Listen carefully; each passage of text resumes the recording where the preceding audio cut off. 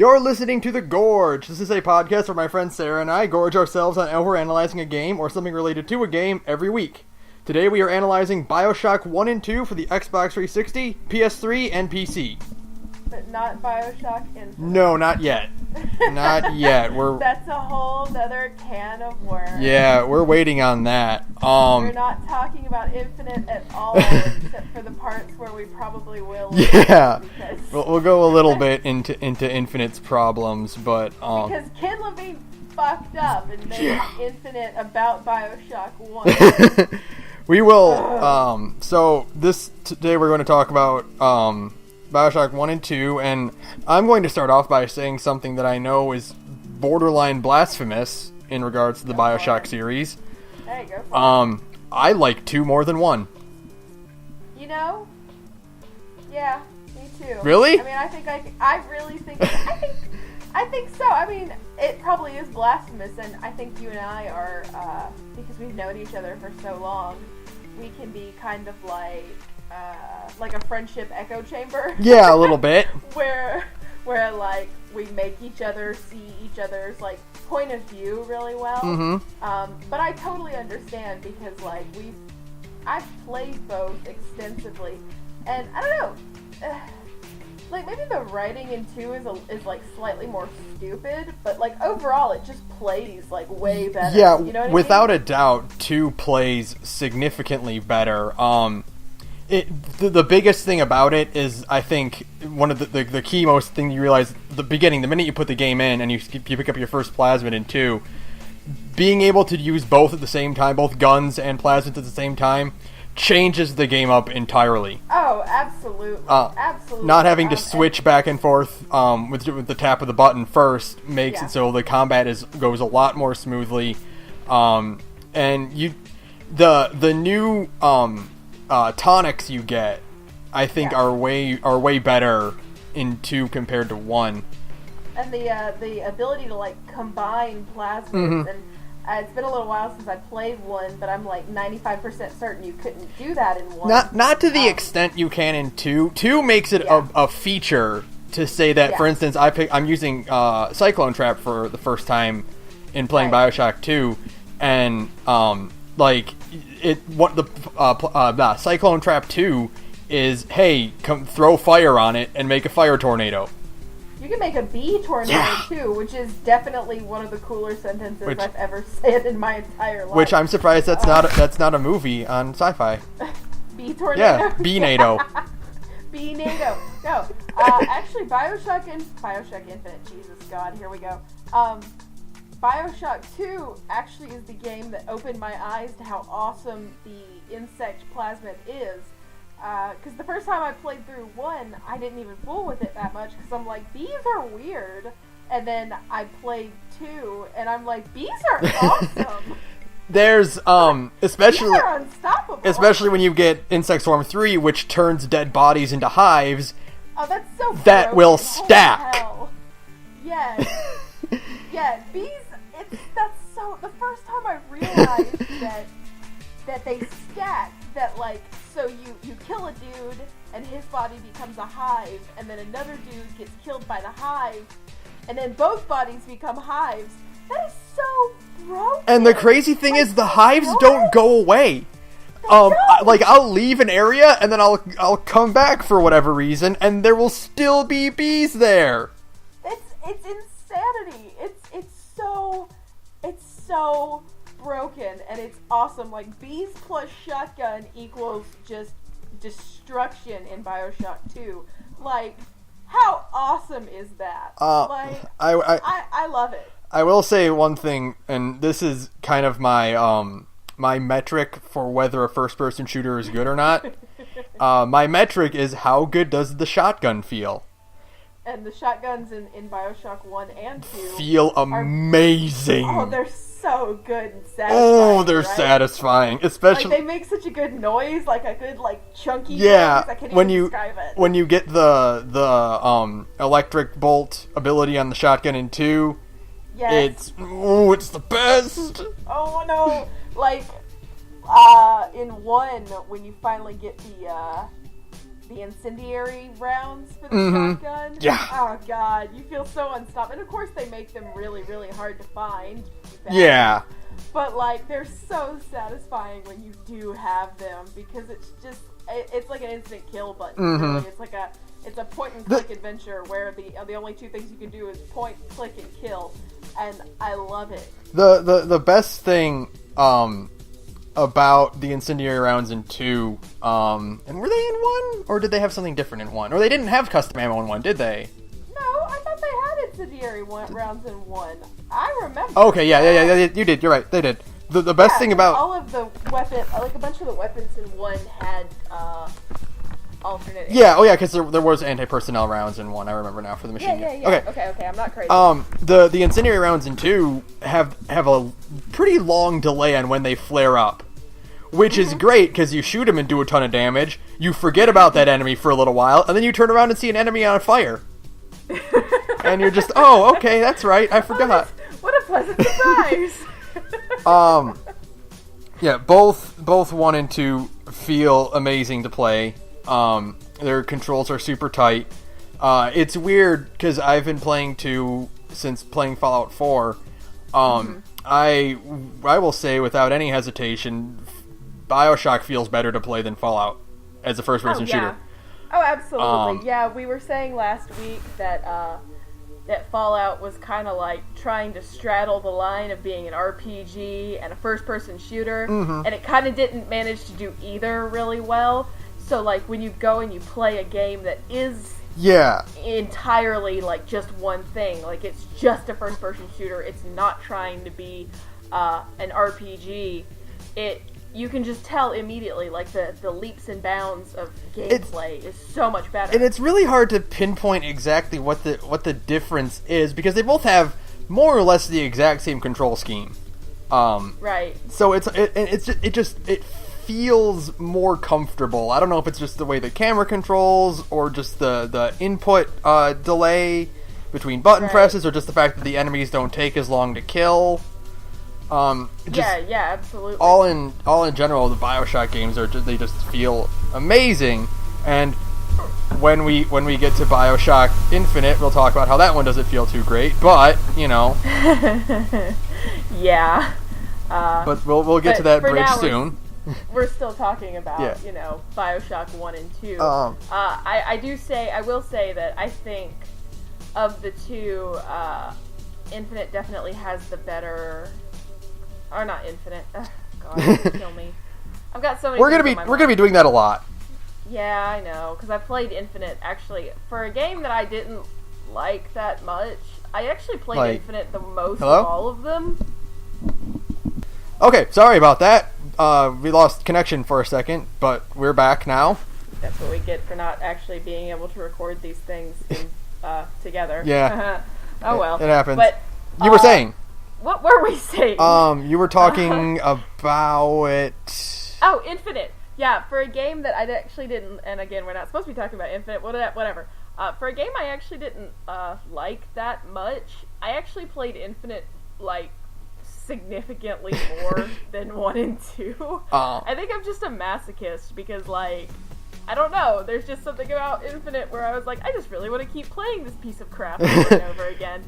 So, like, yeah. I played Infinite once, and then I watched my friend Nick play it for an LP that I can link to if you guys want. Oh. Self-promotion. Cool. And then I also played the DLC. Right. But, like, I've played Bioshock 1 twice, and 2 3 times. Well, this is my third playthrough now. I think I've played, and I guess I should, like, disclaimer, you're the one who, does the homework for these podcasts. I haven't actually played it in, like, 6 months, like any of the games. Whoops. So I'm, like, kind of relying on my memory, which we both admit is a little bit better than yours. Yeah, and that's kind of the point of the series, is that we're just talking about our feelings about the game anyway, so that's okay. And, but no, I think I've played Bioshock 2 twice. I've played 1 probably about 4 times, and I can safely say I've played Bioshock Infinite 5 times. 5? I didn't know that. I don't know why. I don't know why, because, like, I played it once when we first got it. I played it on a whim once, just because I was bored and you can beat the game in a sitting. Mm-hmm. And then we got talking about it one time, and I was like, oh, I should play Bioshock Infinite again. And then I had PlayStation Plus for a very short period of time, and it was a free download, so I played it then. And then I played it one more time, like, halfway through. So technically I've played it, like, 4.5 times, because it's really short. Yeah. And, like, if I want just, like, a shooty-bang game that isn't just Call of Duty or whatever, I can play Bioshock Infinite because I know it really well, and it's, like, you kind of get it out of your system, I guess. Mm-hmm. But, yeah. Of all of the games, the one I like the least is... And I've never played any of the DLC. That's the funniest part of all of this. I've never played a single bit of the DLC. I've just watched LPs and listened to you talk about it. Yeah, you're not missing much. And I'm not. We'll cover that later. I do want to point out, you mentioned that Infinite is short. One thing I really do like about the Bioshock series in general is that they are very well-written stories, excluding Infinite. But 1 and 2 are both very well-written, but they're short. They're super short. They're like 9 to 11 hours apiece. Yeah, it's a little absurd, actually. And like, there's nothing wrong with short games. No, not at all. And some people, though, they don't like this opinion. But seriously, if I'm paying $60 for a game, it better not be 6 hours long. Yeah, I want to. I'm not made of money. Like 10 hours is like the minimum I want a game to last. If I'm going to be paying $60 for it. Oh, yeah, absolutely. And 2 is, to its credit, a little bit longer than 1. So it's actually a bit more like you feel like you're getting more for your money. And it has a multiplayer aspect, but I hate multiplayer games, so that's not really even an issue for me. I didn't check, but I do want to know if the servers for the Bioshock 2 multiplayer are still up. I doubt it. When did this game come out? 2010. 6 years? Shut up, really? Yeah. Oh, God. 6 years ago? Yeah. Well, that's what the copyright says when I see it and whenever I put up the game. Oh, my God. That sounds about right, because I bought it when I was living in Florida. Like, when I first, moved to Florida, I bought it then, and that was, 6 years ago now. Jesus, God almighty. I'm old. We're old. It's been 6 years since Bioshock 2 came out. I played Bioshock 1 for the first time when I was in college. Like living in a dorm room college with my roommate watching me going like, what the fuck are you playing? I'm like, it's Bioshock, it's really good. She's like, this is really fucked up for a video game. I'm like, just deal with it. That is something I've realized, going back to them, Bioshock, the environments in 1 and 2, Rapture is a fucked up place, and you know that going in, of course, but absolutely, it doesn't really hit you unless you think about it from someone who doesn't play video games. If you were to sit them down in front of Bioshock 1 and 2, they'd be like, what happened? Yeah, that's kind of like, and my roommate in college is, oh my God, my dogs are playing right now, it's really cute. Sorry, I have dogs, and they're playing next to me while I talk, it's really cute. But my roommate in college, she wasn't she likes video games and stuff, and she's one of my closest friends still, but she doesn't play them quite to the extent that I do, and so when she sees games like Bioshock, she's always like, what the hell are you playing? I'm like, I can explain. But it's really, it was fun to watch, but it's still really crazy that it came out when I was in college now. I'm thinking about that now, and I'm like, oh my God. That was so long ago. I was sitting in a little junky dorm room playing Bioshock 1 and then getting really mad at how short it was because I was a broke-ass college student and I had just spent $60 on a game that I had finished in 8 hours. Yeah. Ugh, Ken Levine. But like I said, I think, or one of the reasons I think Bioshock 2 is longer, and it's one of the complaints I have about it, is the little sister harvesting Atom mechanic. We have the tower defense game? Yeah, where the mini tower defense game consumes a lot of the time you'll be playing that game. Yeah. I think they should have just had to drop her down in front of 1, and not 2. I actually kind of enjoyed those sections. I did too, and I like playing them, but there comes a point where I'm like, okay, I've done the story, Right. Now I have to do the little sister bit, and then I can make progress. Yeah, it feels like filler, I guess. Yeah, and, that does kind of suck. It is a fun mechanic because it requires a lot of setup and shooty bangs and using fun plasmids, but like it's okay. The progress is kill the big daddy, right? Go to the first corpse, go to the second corpse, kill the second big daddy, go to the first corpse, go to the second corpse, kill the third big daddy, go to the first corpse, go to the second corpse, kill the big sister. Now you are done. Yeah, it does kind of feel like homework. Yeah, that's a lot of grinding. Yeah, for it. It's just busy. It is grinding, isn't it? It's like leveling, except it's a Bioshock game. It's really weird. And you can just take the little sister straight to the vents and be done with it. But you miss out on extensive amounts of Atom that way, and you need that to progress. Yeah, and you also miss out on like the really cool like set pieces and stuff sometimes. And I mean, God forbid I miss a single set piece in Bioshock. Yeah, oh my god. The environments in both these games are just jaw-dropping incredible. Oh, they're so cool. Like, there's that part, speaking since you've been playing 2, it'll be the freshest on your mind. But the one thing that 1 didn't have that 2 actually did have was when you could do walks out underwater. Oh, yes. And they're so cool. That first time in 2 where the big sister drops the water on you. Yeah, she cuts the glass, and then the glass breaks. Yeah. And you haven't really had a chance to really see Rapture at that point, so you have to go out and do a walk underneath the water, and you come around a corner, and like there's Rapture, and it's all spread out in front of you, looking all like incredible and majestic, like something out of a book. Yeah, and instead of the whale, you get the giant squid coming in too, which is nice. And it's just like, oh, what a moment! Like it's such a cool, just like the colors are so vivid. It was just really cool. Like like Bioshock 2, people don't like it. Whatever, they're wrong. Yeah. But I mean, like it definitely had some of the cooler set pieces, and it felt a lot like Bioshock 2 is by if my Steel Trap memory can recall, it's 2K Marin, right? I think so. Yes. It's 2K Marin. Actually, it had a pretty turbulent development where like a bunch of different 2K studios had their hands on it. But it finally ended up in the hands of 2K Marin, who finished it out. And they did a really good job of fleshing out Rapture, I think. Especially showing the decay after 10 years. Yeah, absolutely. Being left to the splicers. They really did a good job with the visuals showing the water flooding and the coral and moss and mold growing on everything. Oh yeah, absolutely. And it was really cool to see, like, I mean, just because Rapture itself is really cool, and that's one of the only good things about Burial at Sea.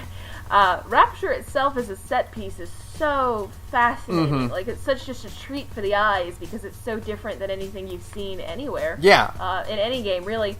So, like, the best part of Bioshock 2 really is the fact that you just get more Rapture. You get to see, like, the slum areas, and you get to see all these different cool, like, science labs and stuff like that. The hotel, the theme park that you walk through. Absolutely. The Ryan theme park. Yeah, with the animatronics and all that. Yes! Like, it's so awesome to just... I mean, that, like, I could honestly not complain if they kept putting out Bioshock 1 games. Yeah, like, if they put out another 2, even if they were, like, really hollow, I might not complain, because I like seeing Rapture so much. Well, and, they did pump out the Minerva's Den DLC, which and I did play that. It's really phenomenal. Like, surprisingly. It is, because one of the complaints they had about Bioshock 2 is that Bridget is only in it for a little bit. Yeah. And so they made Minerva's Den, which puts Bridget as your command center voice. And the story in Minerva's Den is incredible. Yeah, it's awesome. Honestly, it's cool to see that you could actually save a Big Daddy. Like, it's just, like, that's really, Milton Porter nice is a great character, and the audio logs you pick up for him are just great. Yeah, because it's very wrenching, and you don't even... It's actually, like, I feel that people think Bioshock games have to be about the twist. Yeah. And it's always about the big twist, and we've always got to have that big, ooh, what a reveal. And I think the reveal in Minerva's Den was really interesting, just because it was such it was a very small scale reveal. It was just, oh, you are this guy. Yeah, and you were him the whole time. Like, yeah, it's very, very stunning, and just it was a great addition to Bioshock 2. Absolutely, especially to have let Tenenbaum get some closure as well, and a little bit more redemption, because she is such a fascinating character. Yeah, that's one of my favorite things about Bioshock, and usually I'm not a super like hype about them, but like in normal games, like the apocalyptic logs you get, picking up audio diaries or picking up like terminals in Fallout or stuff like that. I'm usually like, okay, that's a cool bit of lore and stuff, but like picking up the audio diaries in Bioshock 1 and 2 they're great because it feels so personal. Yeah. It's not like the end of the world in Fallout where it's okay, it affects everyone. Like in Rapture, it's such a tight group that the audio diaries will reflect back on each other for certain characters, and you get different perspectives on like the same sort of event, and they're just really well written, and the voice acting in them really helps out with that kind of thing. And I still remember when the first Bioshock came out, one of the things that a lot of reviewers were saying, and it's a thing I agree with a lot, is that the audio diaries are kind of what give Rapture its life. It kind of makes it feel like, oh, this used to be a place that was alive, and people really did used to live here and exist within this world. And I think that is what kind of gives it that further character. Like, Rapture is really cool looking, but what really pushes Rapture into being something very unique, and hey, it's why Infinite was kind of not so great, is because it has those audio diaries. It has, the first Bioshock has, I think, 120. It's got a buttload. Tons of diaries. Staggering number of diaries. And Bioshock 2 has a very large number as well. And hey, I know we're not supposed to be harping on Bioshock Infinite, but whatever, shut up, I'm going to do it anyways. One of the big problems with Bioshock Infinite was that it only had 80 audio diaries. Yeah. Like, you don't get as much character and you don't get as much depth. And it's always, and a lot of them center around the major plot with Elizabeth.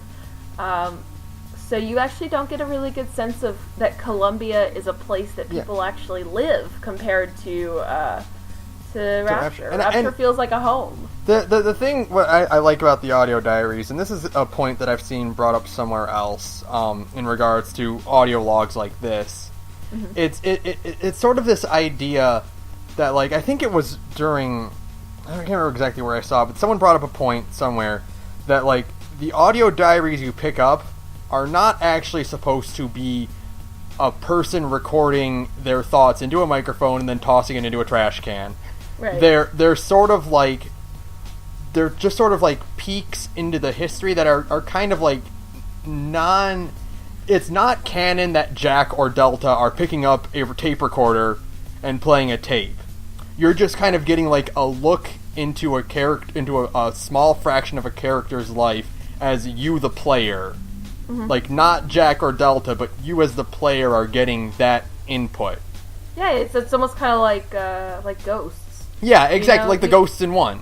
Yeah, you almost kind of feel like you're listening to these ghosts of these people who they're all, most if not all of them are now dead. And this is kind of like their last feelings before everything went to hell. Yeah. And I think that's, I like abandoned stuff. I've explored like abandoned houses and things like that, and I think that's kind of what is the appeal to Rapture and Fallout for me anyways. A big part of it is the abandoned aspect and the emptiness aspect, because Fallout 4 and Bioshock 1 and 2 really capture this idea of, well, people used to be here and there used to be lives that went on here, but they're gone now, and all that's left are kind of the little remnants here and there that let you know. And so it kind of has like a really nice kind of haunting aspect to it that they I don't know, I just really like. They feel really lived in because you get so many different perspectives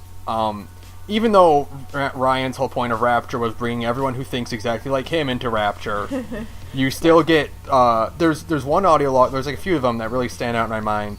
The one that really stands out in Bioshock 1 is you pick it up. I think it's pretty early you pick it up, but it's mechanic.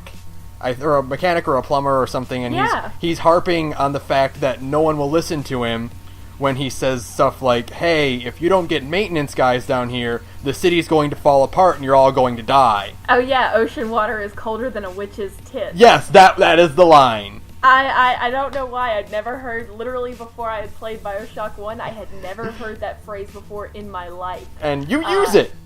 And I use it Yes. now. I do use it. And it's a real term. It turns out that actually is a phrase that people actually say, colder than a witch's tit. But I've never heard it before. I think it's a northerner thing. Like, I don't think they say that kind of thing down here. I think in the South. it's because there's no snow in the South. There's no snow. It's not cold in the South at all.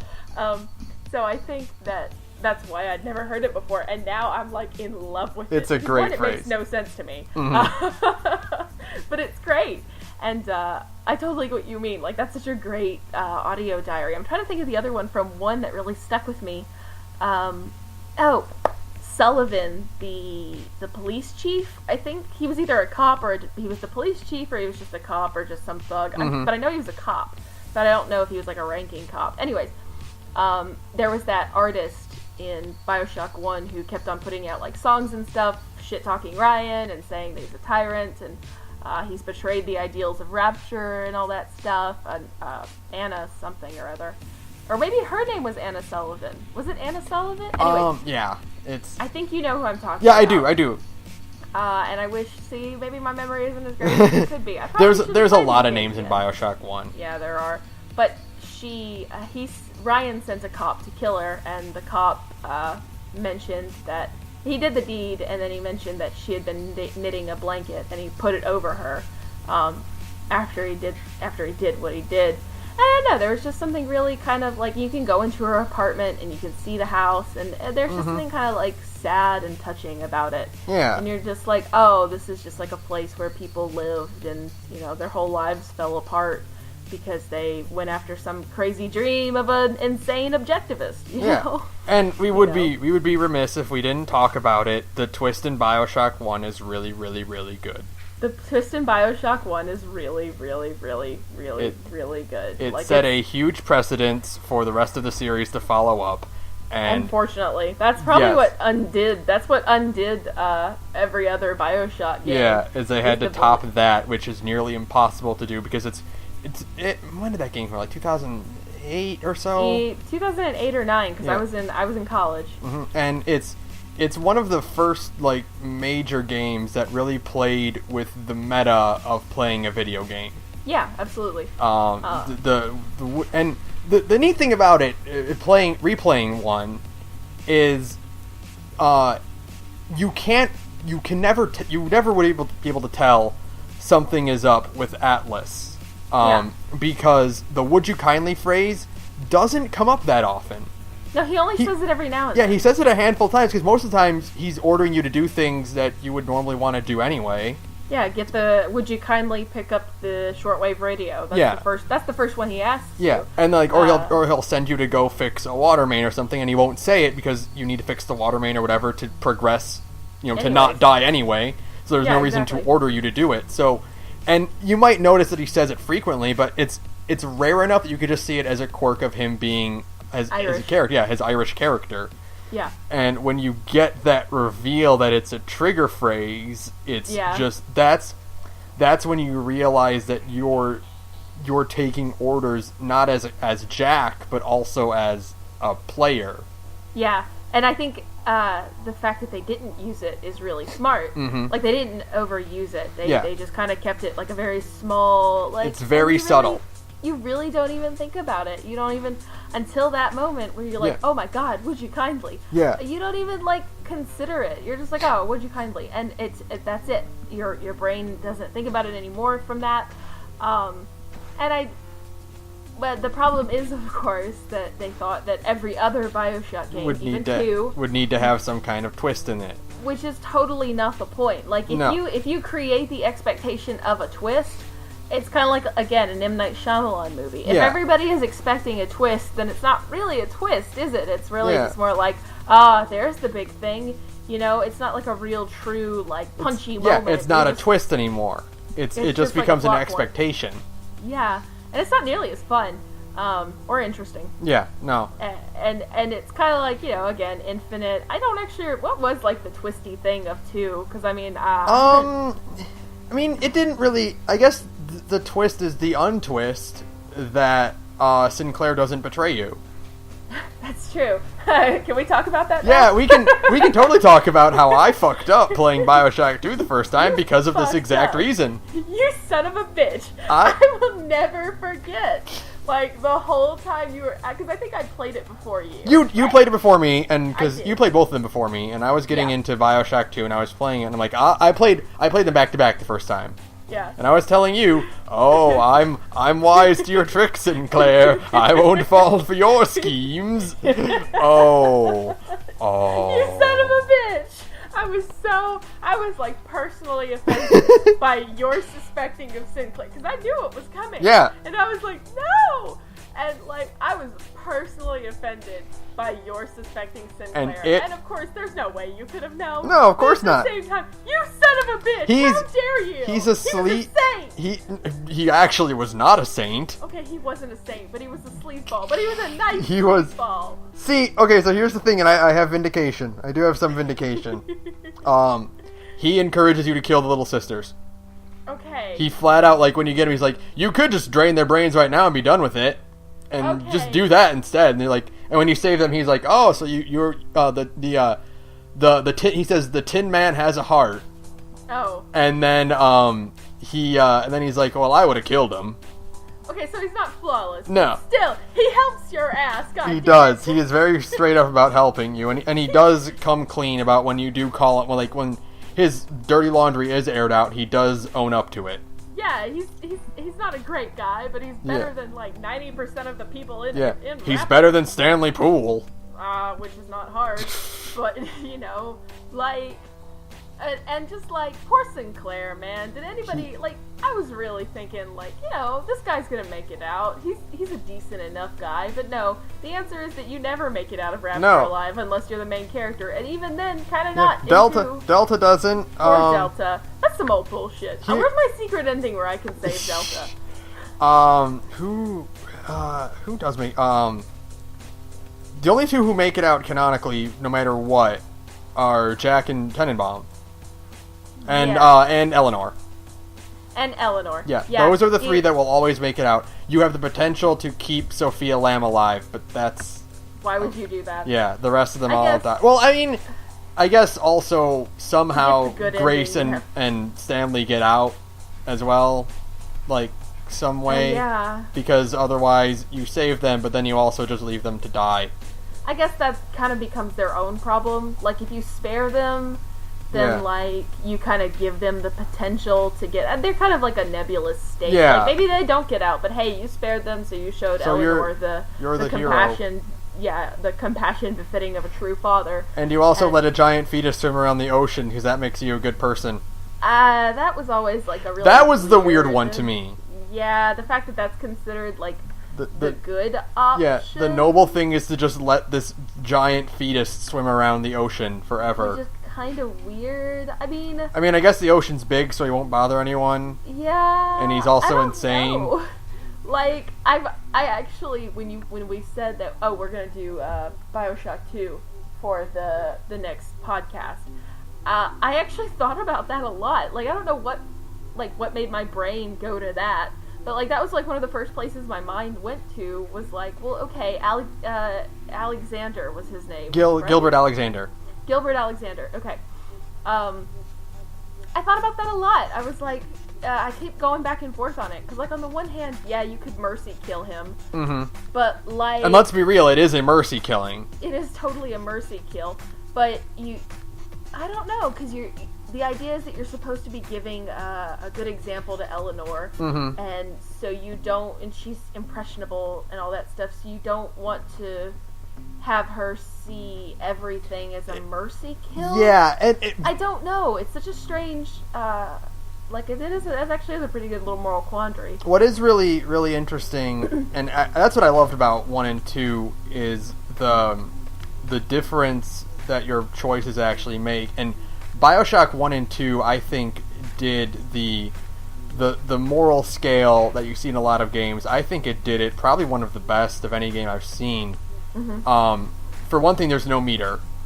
Yeah. You can't check your stats, see if you're in the good or you're in the bad. If you've got your little Jesus meter. Yeah. So for Bioshock 1, it was harvest or save the little sisters, and that's pretty much your only big choice. Right. And they both kind of balance out at the end because you get gifts for saving the little sisters anyway. Right.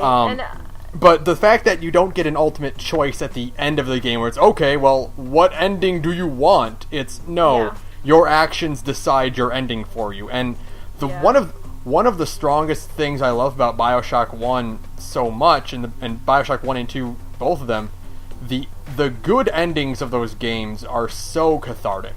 Oh, they're so emotionally satisfying, aren't they?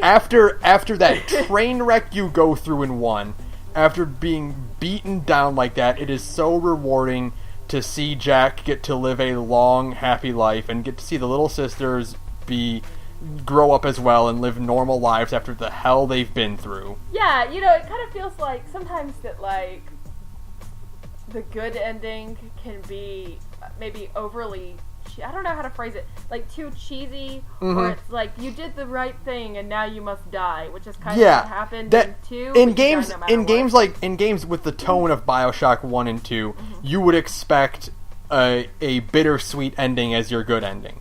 Yeah, and like the bad ending is the bad ending you get in Bioshock 1, where you turn into a crazy monster and you're going to lead the splicers to the surface and fuck everything up. And so like the good ending is that you die nobly, but you save the world. Yeah, exactly. Yeah, so, but no, they actually managed to subvert that in a pretty smart way, where it's like, no, the good ending is a genuinely good ending, where you get the hell out of this horrible nightmare, and you get to go up to the surface, raise a whole bunch of little girls, and everybody is happy. Yeah, and it's really good in subverting, because when you find out that Jack is an artificially grown person, and he's really only like 2 years old, right. The implication is that, he will die within the next 5 years because he grows up so quickly. Wrong! No, the ending goes out of its way to show him living to a ripe old age and everything, and it's just very, very emotionally satisfying after everything you've been through to see the hero get something nice. It's so nice, right? Like, and then poor Jack deserved every bit of it, too. Like, I'll never get over that one audio diary where they make him kill the dog. Yeah. Maybe it's because I have dogs and I'm a big sad sack.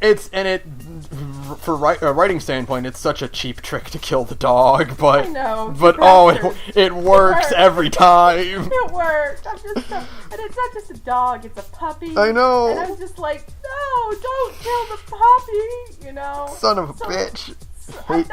It was Suchong, wasn't it? It was Suchong. Fuck you, Suchong. He got everything he deserved. And honestly, he probably deserved more. Yeah. The poor dog. But, at least the point is that, God bless Jack. He actually did manage. If you do the right thing, you actually do get your happy ending. Now, I will say, the one kind of, annoying thing about Bioshock 1, I almost said Infinite there. I really had to stop myself. The annoying thing about Bioshock 1, and I guess it does kind of play into the moral thing, like I could talk myself into understanding it, I guess, is that if you harvest even one little sister, you get to bad end. that is the sticking point that I was going to bring up. Like, that is kind of messed up. There's there is a slight difference in if you harvest all little sisters. Yeah. Tenenbaum's narration is much more accusatory and much more harsh. Yeah, like she's pissed off at you. Understandable. If you only harvest some of the little sisters, her tone is more like gentle and sad. Yeah, and more forlorn. Yeah. So there is a slight difference, but it is kind of messed up that if you kill one little sister, you're doomed to the bad ending. But I can kind of talk myself into understanding that at the same time, because it's kind of like, oh, he did all these good things, but he still killed a kid. Come on. Mm-hmm. You wouldn't, in any normal situation, like any other, real-world situation, it's like, hey, this guy did all of these awesome things, but he still murdered a 6-year-old. But you murder one infant! and you get known as Jack the Baby Killer forever. Which is nice that Bioshock 2 had 4 endings. 4 endings? With like, varying. Depending on who you spared and what you did with the little sisters and whatnot. It depends on how Eleanor feels and whether or not she just lets you die or she absorbs you. Right. Because there's like the evil absorption ending, there's the good absorption ending, and then there's just the 2 where she just lets you die. Yeah. And she's good and evil, right? Is that right? It's Delta will. The very good ending is you save all the little sisters and spare the 3. Mm-hmm. She won't let Sofia die, and then I'll get to Sofia in a minute. Oh boy. And then Delta lets her absorb him so that she can be her spirit mentor. Awesome. There is the sort of good ending where I think it's if you harvest little sisters or if you kill the 3, mm-hmm. He will push her hand away so that she doesn't absorb him. Okay. To teach her independence. Right. Okay. There is the bad ending where if you do a bit of both. Uh-huh. I think it is. Yeah, if you do a bit of both, then he will knock her hand away, and she'll be more harsh, and she'll let Sofia die. Right. And the bad ending is she will just straight up absorb you against your will. Yeah, and that's like if you kill all kill everyone and harvest all the little sisters, you'll get that. Yeah, one. And then she also lets Sofia die, and Yeah. then she kind of turns into like the crazy, evil badass coming to take over. I guess all of the bad endings for Bioshock are the same. Yeah, they will take over the world. Yeah, it's, oh god, let's keep Rapture under the ocean where it belongs.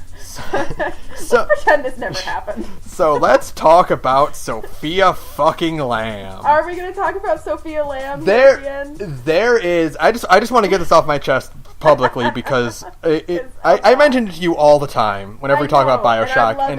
I want to say it out loud with my own voice and not over Skype. Holy shit, I hate Sofia Lamb so much. She really is the worst. We talked about Fuck Dima last week. Oh, we did. We talked extensively about Fuck Dima. Fuck Sofia Lamb. She is significantly worse. She is everything that I hate about Dima multiplied by like 1,000. She's that same kind of character. Yeah, like we said, Dima is understandable but not sympathetic. Right. Sofia isn't even understandable. Oh no, absolutely she is not. just a stone cold heartless bitch. She is, and not in the cool way.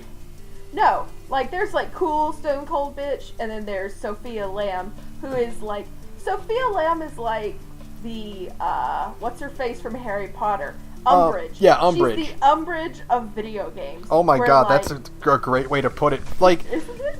Like we hate Atlas and Andrew Ryan because they're scumbags and they are assholes. But like Sofia, like every line makes it so personal for her. The way she treats Eleanor, is because I think what it is that, and it's the same thing. The reason why people hate Umbridge so much is because Umbridge and Sofia Lamb feel like people you probably knew and hated growing up. Mm-hmm. They are every terrible teacher you've ever had who made you feel like nothing and didn't believe you. They are like when your parents are at their worst. She is. That's Sofia Lamb multiplied by 1,000. There's that one audio diary, and it just burns me up. Where she, there's several, but like the one that stuck out me, and I picked it up when playing it recently, where she talks about Eleanor's birth and how she didn't even really care about that. Yeah. Like that. Yeah. Like. There's one thing where, like, okay, you have, like, unfortunately, I'm gonna get kind of real, like, yeah, you have a child that you don't actually want. Right.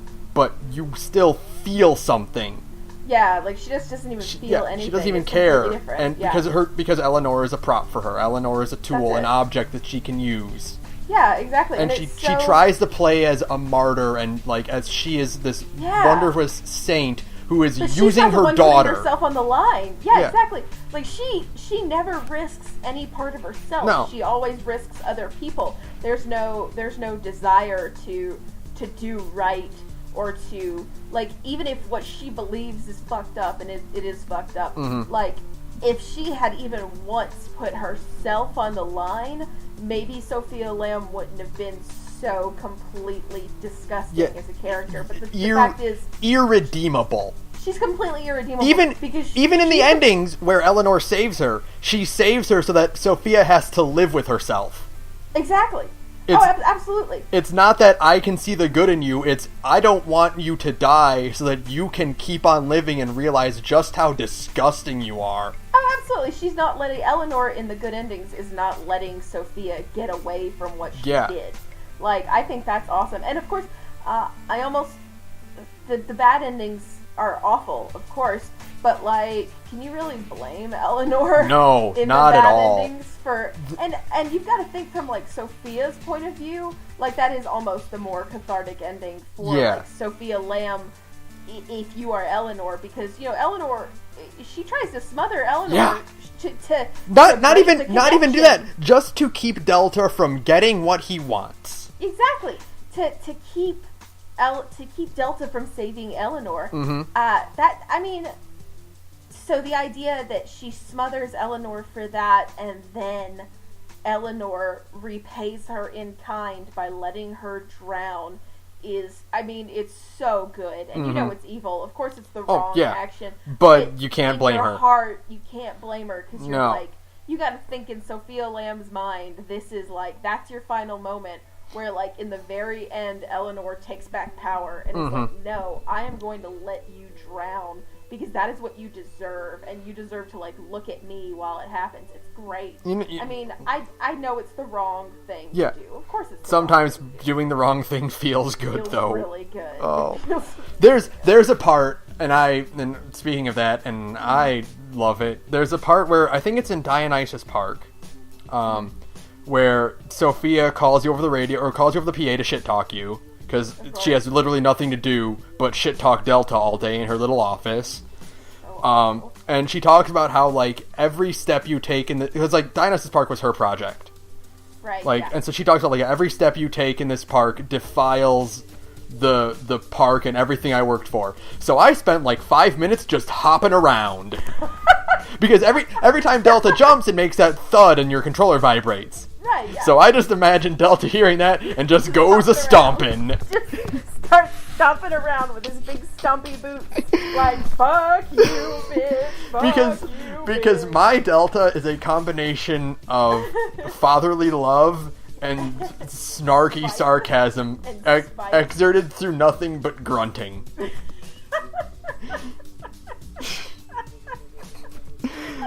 He is nothing but fatherly pride and sarcasm. Can you grunt out, fuck you?